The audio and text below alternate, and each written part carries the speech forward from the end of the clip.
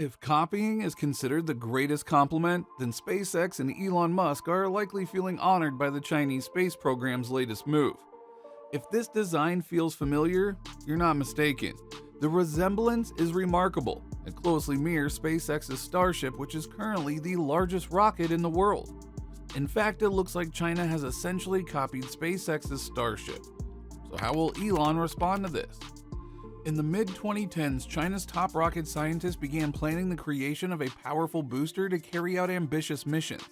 At that time, China's heavy-lift rocket shared some similarities with NASA's Space Launch System, which was also being developed as a large, expendable, three-stage rocket with solid boosters. However, as SpaceX made significant progress with reusable technology, particularly with its kerosene-powered first stages and the development of a fully reusable Starship, China re-evaluated its plans. In recent presentations, Chinese officials have hinted at incorporating reusable elements into their Long March 9 design.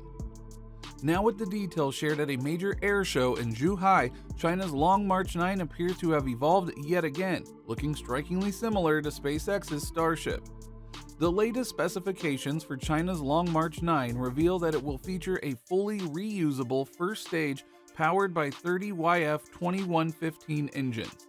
These engines use a full-flow staged combustion process and are fueled by methane and liquid oxygen, providing around 200 tons of thrust each.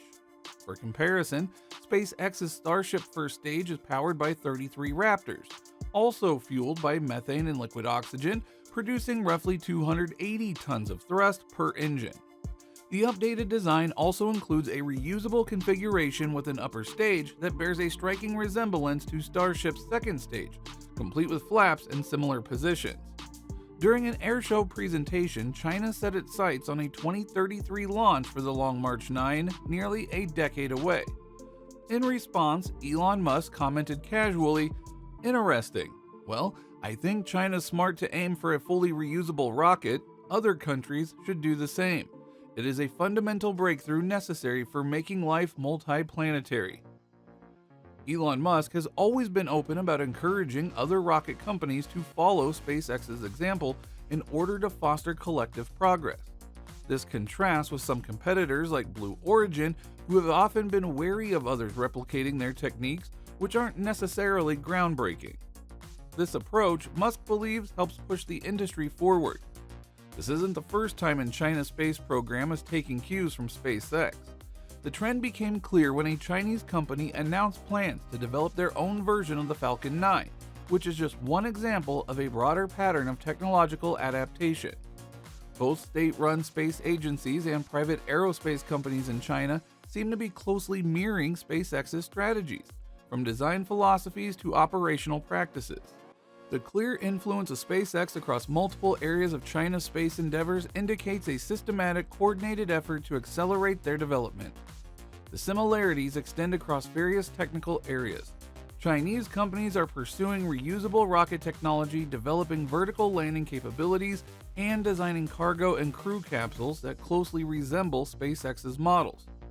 Even their manufacturing processes and testing protocols show striking similarities.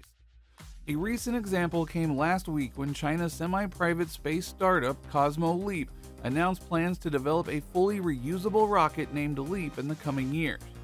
In their announcement, accompanied by a video, the company revealed they are adopting a new tower and chopstick landing method, which SpaceX first demonstrated with its Starship system last month. Additionally, several other Chinese companies are conducting basic trials to prepare for launches where they aim to land their rocket boosters, much like SpaceX. The Chinese space industry has adopted a practical strategy, carefully analyzing SpaceX's successes and failures, then implementing proven solutions instead of reinventing the wheel. By leveraging existing knowledge, they are accelerating their progress in the space sector. This fast follower approach isn't exclusive to the space industry. It's common in emerging sectors where one company has established clear technological dominance. However, the scale and methodical nature of China's approach in aerospace makes this particular case noteworthy. This strategy raises key questions about the future of space exploration and innovation. While it may speed up progress in the short term, the long-term effects on technological development and international space cooperation remain uncertain. The question of whether China's approach will foster true innovation or leave the space industry perpetually behind the US is complex, especially in light of recent setbacks faced by Chinese private space companies.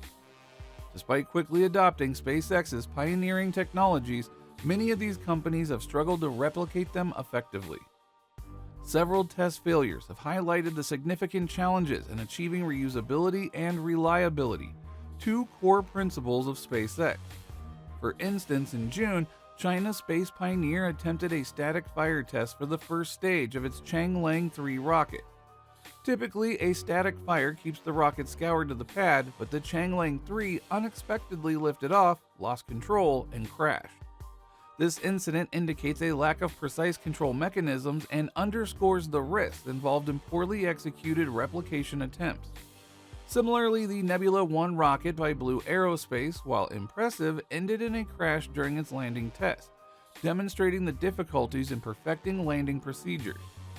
These failures have raised safety concerns, particularly since some Chinese rockets have landed far from their intended recovery zones, potentially putting local wildlife and ecosystems at risk. According to industry experts, it may take until 2030 for China to match SpaceX's current pace.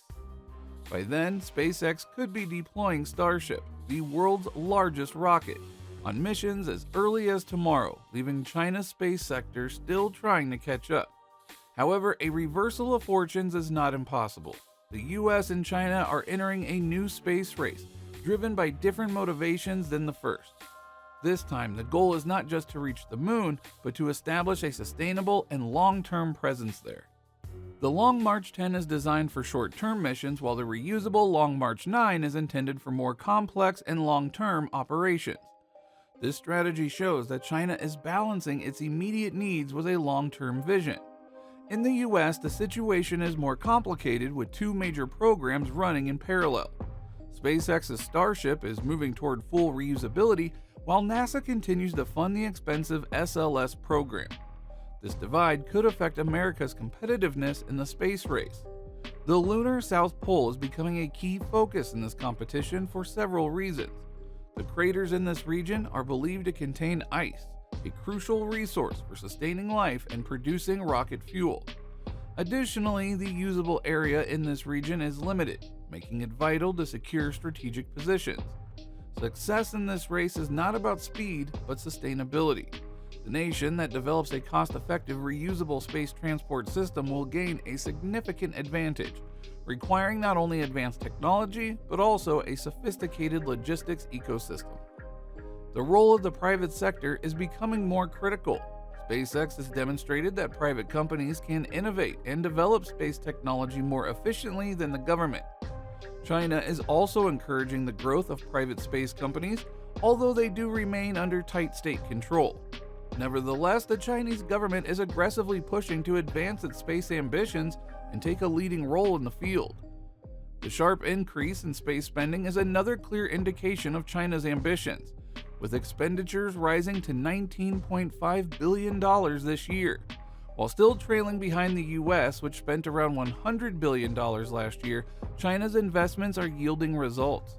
These efforts are not just limited to state-run programs, but are also driving advancements in their commercial sector, particularly in areas like design, propulsion systems, and robotics. International cooperation will play a crucial role in shaping the future of this race. Over the past 8 years, China has signed at least 46 agreements with 19 countries to promote global space collaboration. In 2016, they signed a memorandum of understanding with the UN for Outer Space Affairs to open the Tiangong space station for use by all UN member countries. China has also worked closely with Russia, a major but diminished space power. The International Lunar Research Station is a joint initiative between China and Russia to establish a base at the Moon's South Pole, with plans for it to be fully operational by 2050. The station will focus on lunar research with its launch pad supporting crewed interplanetary missions. 10 countries, however, have agreed to support ILRS, and the growing partnership surrounding it is seen as a competitor to the US Artemis records. These non-binding accords reinforce provisions in the 1967 Outer Space Treaty, based on U.S. interpretations regarding resource exploitation. To date, 39 countries have signed the Artemis Accords, but some, including France, Germany, India, and Japan, are also collaborating with China on projects related to the final module of the Tiangong space station. Ultimately, whether China can surpass the US in space exploration remains uncertain. Do you think China has a backbone when it comes to space exploration? And if yes, what does that mean for the US? Share below.